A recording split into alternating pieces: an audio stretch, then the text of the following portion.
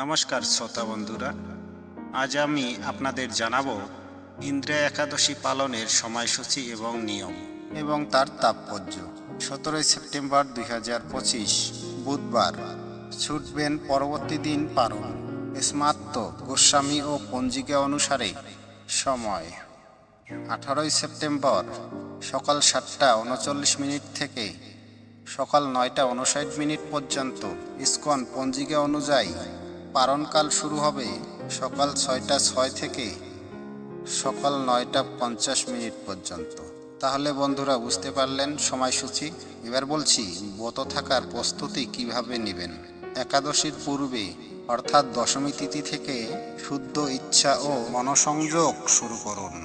মনের ভাব, খাদ্যাভ্যাস, কাজকর্ম সমস্ত নিষিদ্ধ ও আপনার মনকে শান্ত রাখুন।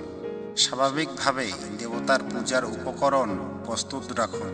ভগবান বিষ্ণুর ছবি বা মূর্তি, তুলসী গাছ বা পাতা সমগ্রহ, ধূপবাতি, ফুল ফল, গন্ধবাতি এবং নৈবেদ্য। একাদশীর দিন উপবাস রাখুন। সম্পূর্ণ নন ভেজিটেবল, নিরামিষ আহার করা যেতে পারে।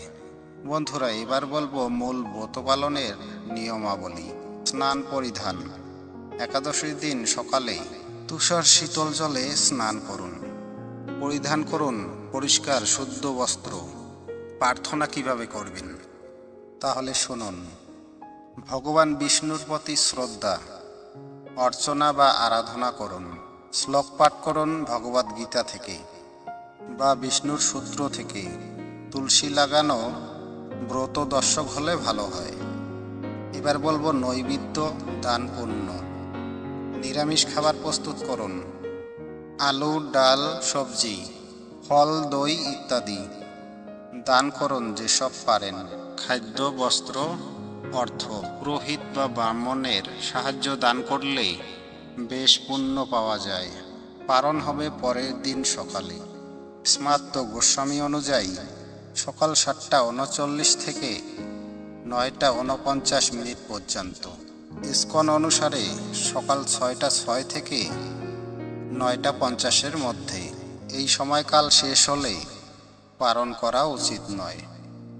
বন্ধুরা, ভিডিওটা ভালো লাগলে লাইক, শেয়ার, সাবস্ক্রাইব করতে ভুলবেন না। এবার বলবো এই একাদশীর দিনে মিথ্যা কথাবার্তা বা রাগ করা, হিংসা, অহংকার ইত্যাদি এড়িয়ে চলুন। এইসব করা ঠিক নয়। ধ্যান করুন। মনকে বিষ্ণু স্মরণে নিবেশ করুন। গান, বেশবাব, সঙ্গীত যা পুজোয় অপ্রীতিকর নয় তেমন শ্লোক বা কীর্তন করা যেতে পারে। তুলসী পাতা পুজোয় ব্যবহার করুন যদি সম্ভব হয়। ভগবান বিষ্ণুর প্রতি শ্রদ্ধা হিসাবে তলসার গুরুত্ব রয়েছে। ব্রতপূর্ণ সম্মান করলে পাপ মোচন হয়। ধন সম্পদে বারদ্ধ বা বৃদ্ধি হয়। শান্তি ও সমৃদ্ধি লাভ হয়। ভাগবত পুরাণে এমন প্রচলিত বিশ্বাস রয়েছে। এবার বলি উপসংহার। একাদশী একটি বিশেষ দিন, ভগবানের প্রতি ভক্তি ও শ্রদ্ধার দিন। এই দিন হয় অনুশোচনা, আত্মসমৃদ্ধি ও সদাচার সংযমের জন্য পরের পারণের সময় মেনে চলে। ইচ্ছে মতো বা ভয়ভীতি দিয়ে নয়, বরং বিশ্বাস ও ভালো আত্মার উপস্থিতিতে ব্রত পালন করলে হৃদয়ে শান্তি ও মন ভরে যায়। আপনাদের জন্য ইন্দ্রা একাদশী শুভ হোক। জীবনে সমৃদ্ধি ও ঐশ্বরিক করুণা বর্ষিত হোক। ভগবান বিষ্ণুর আশীর্বাদ সর্বদা থাকুক। আজকের এই ব্রত পালনে আপনার অগ্রেণু প্রবৃত্তি হোক শান্তি। আবার এই দিন পূর্বপুরুষদের জলদান, পিণ্ডদান করলে তারা মুক্তি পায়, স্বর্গে গমন করেন।